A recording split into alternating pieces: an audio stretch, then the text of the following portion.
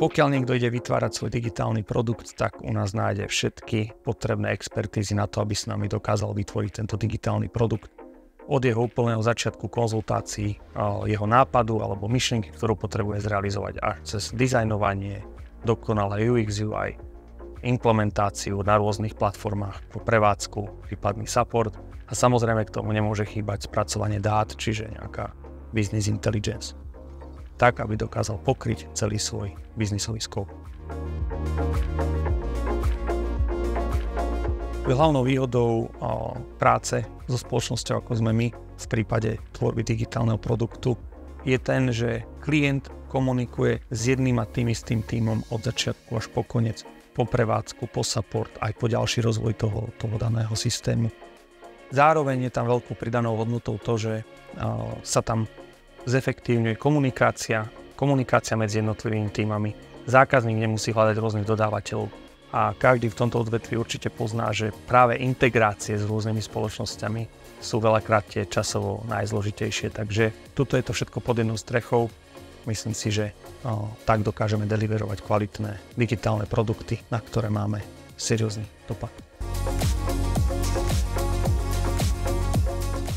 Dobrým príkladom je zákazník z Ameriky, pre ktorého deliverujeme informačný systém. Tam sme jednoznačný one-stop shop, kde robíme dizajny, kde vytvárame backend, kde developujeme frontendy webové, mobilné aplikácie, business intelligence, integrácie na rôzne zariadenia a integrácie na rôzne iné inštitúcie v rámci Ameriky. A ďalším príkladom môže byť Greenway.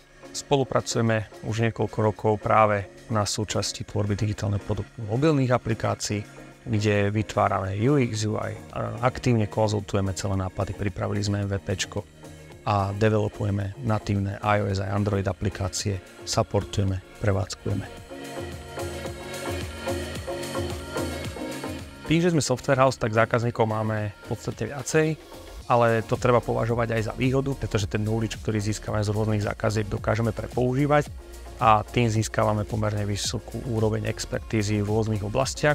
A zároveň zákazníci naši si môžu byť istý tým, že náš tým je dedikovaný na ich projekte od začiatku po koniec a tento tým nemeníme.